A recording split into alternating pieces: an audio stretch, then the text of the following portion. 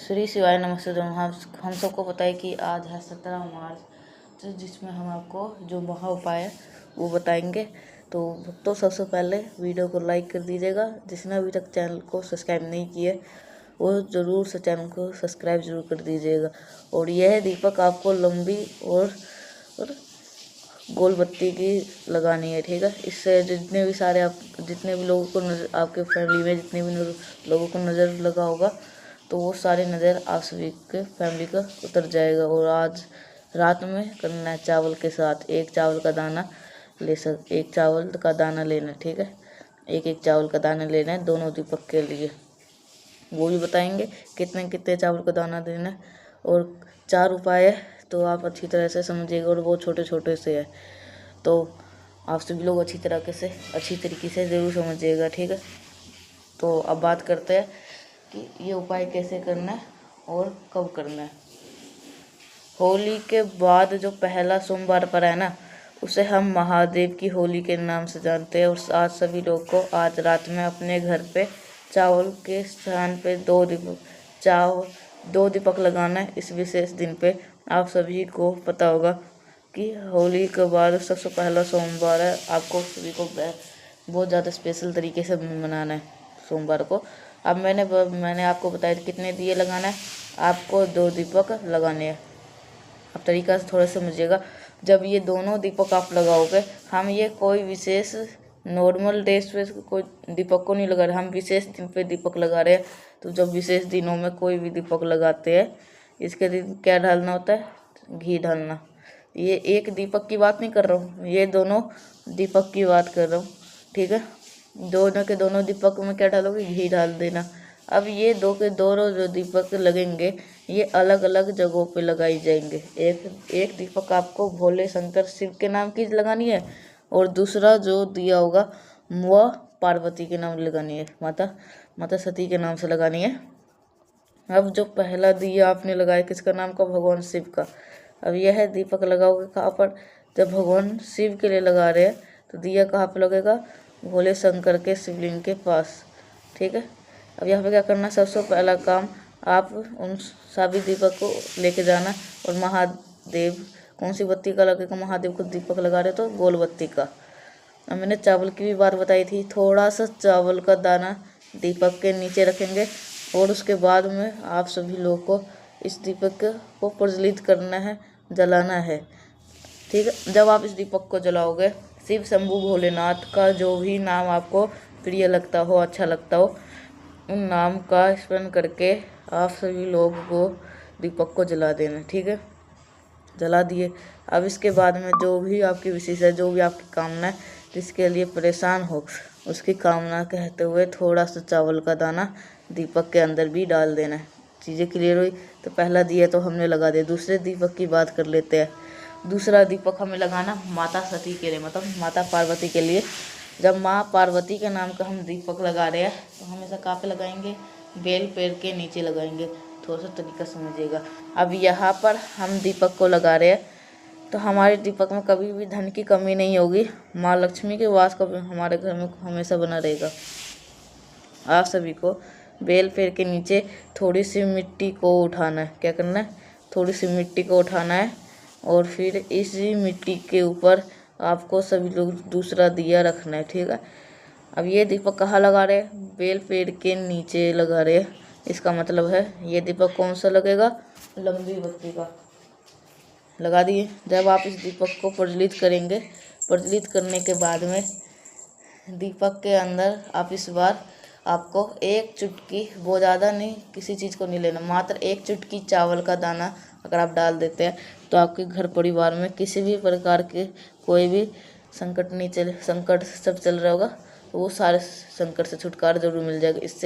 इससे आसान उपाय आज इस महादेव की होली पर अवसर पर नहीं हो सकता, तो आप सभी को जरूर करना चाहिए। चलो अब हम जो कि आपको बता दिए जो कैसे लगाना। अगर ये दीपक को समझ में नहीं आ रहा होगा लगाने का, तो आप ये दीपक लगाना हमसे कमेंट के नीचे आप सभी लोग पूछ सकते हैं, ठीक है। हम बता देंगे कैसे फिर से लगाना है, नहीं तो आप वीडियो दोबारा पीछे करके देख भी सकते हैं। तो आप यही सब है, आपको दीपक कैसे लगाना है। देखो एक बार जो फिर से बता देता हूँ, जो महादेव का एक दीपक है ना, वो गोल बत्ती का लगेगा। गोल बत्ती का जो महादेव का एक दीपक है, और जो माता सती का है, मतलब माता पार्वती का, वो लगेगा लंबी बत्ती का। और एक जो माता सती का दीपक है, उसके नीचे जो बेलपत्र की मिट्टी होती है, बेल पेड़ की जो मिट्टी होती है, वो उसको दीपक के नीचे रखना है। निकाल के जो निकालोगे ना मिट्टी, उसको ना नीचे रख देना, और दीपक उसके ऊपर ही रख देना है। और उसके अंदर फिर जैसे ही माता सती के नाम से जब जलाओगे दीपक को, जैसे ही जल जाएगी दीपक, उसके बाद थोड़ा सा चावल का दाना दीपक के अंदर भी डाल देना है, ठीक है। तो अगर और महादेव के दीपक में जो गोल बत्ती का दीपक लगेगा, और माता सती के दीपक में लंबी बत्ती, दोनों में घी ढलेगा, ठीक है। ये सब उसको समझ में आया। और आप सभी को अगर और कुछ समझ में नहीं आए तो नीचे कमेंट सेक्शन भी आप सभी लोगों में हमसे पूछ सकते हैं, और कमेंट में हर हर महादेव जरूर लिखिएगा। तो अब आगे बात करते हैं हम दूसरे उपाय की तरफ। अगर समझ लेते हैं, तो ये जो दूसरा उपाय मैं आपको बताने जा रहा हूँ, इस स्पेशली है, ये उपाय है रोग मुक्ति के लिए। अगर आपको बेनिफिट नहीं मिल रहा है, कोई आपको फ़ायदा नहीं मिल पा रहा है, तो आप सभी लोगों को निश्चित कर सकते हैं। इसके लिए आपको 41 लेना है।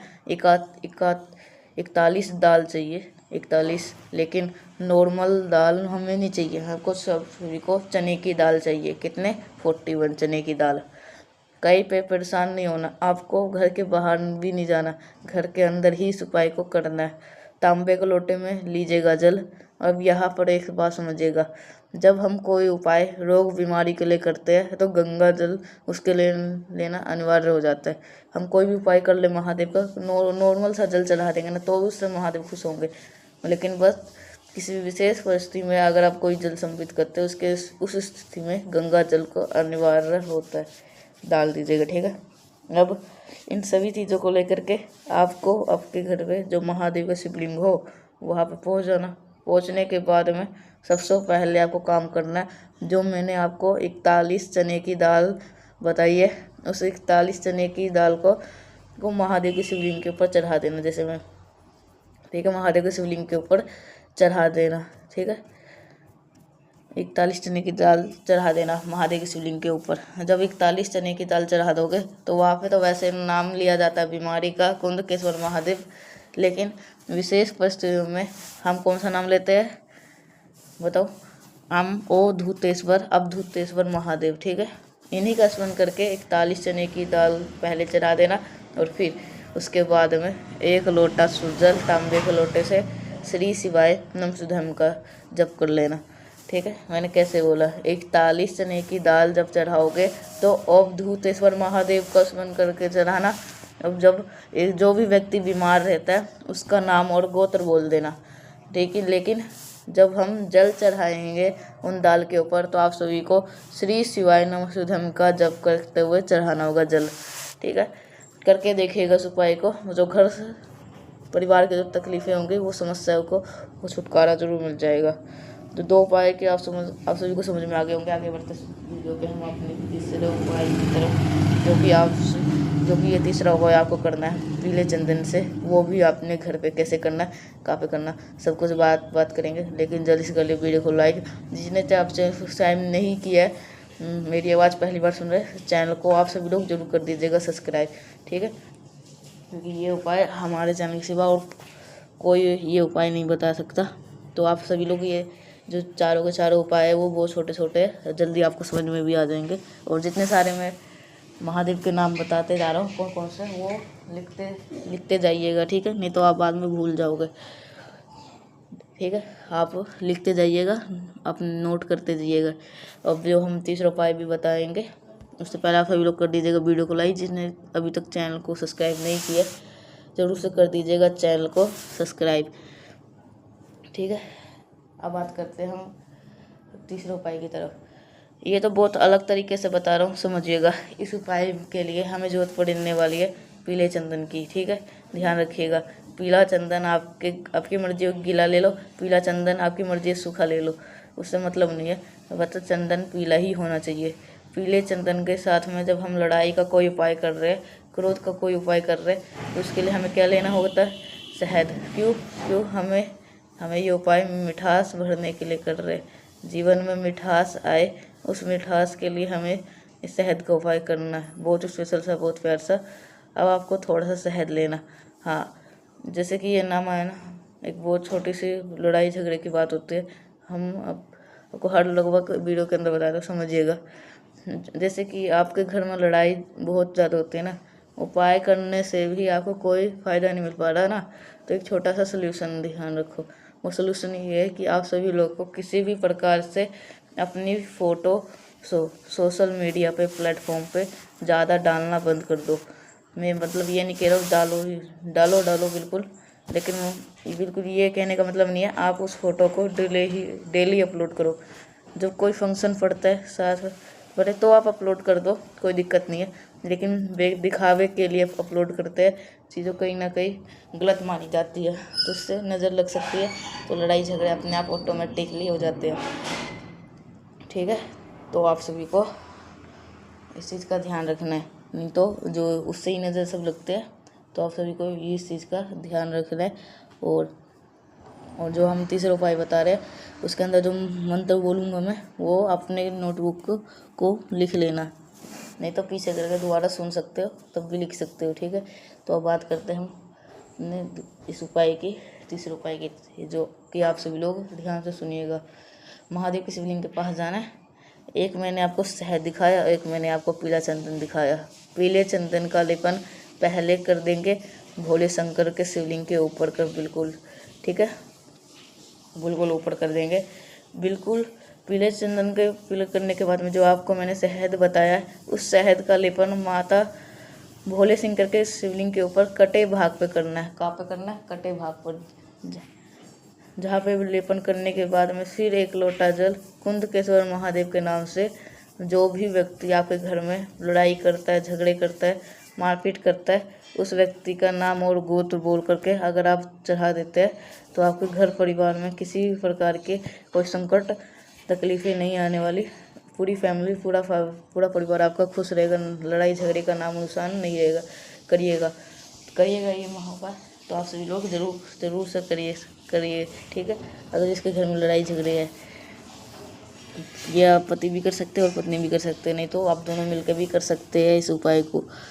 और ठीक है, अब बात करते हैं हम अपने चौथे उपाय की, जो कि आखिरी उपाय है, जो कि सबसे छोटा उपाय है, आपको जल्दी समझ में आ जाएगा। लेकिन उससे पहले कर लीजिएगा वीडियो को लाइक, जिसने अभी तक चैनल को सब्सक्राइब नहीं किया है वो ज़रूर से कर दीजिएगा, चैनल को सब्सक्राइब और बेल आइकन ज़रूर दबाइएगा, तो आपको कहीं और वीडियो देखने की कोई ज़रूरत नहीं पड़ेगी, हमारे वीडियो में ही सारे मिल जाएंगे। तो आप सभी लोग ज़रूर करिएगा और कमेंट में हर हर महादेव जरूर लिख दीजिएगा। तो अब बात करते हैं हम अपने चौथे उपाय की तरफ, जो कि हमारा सबसे आखिरी उपाय है। हम बात करने जा रहे हैं, जो कि आपको बेलपत्र के साथ में करना है। ठीक है,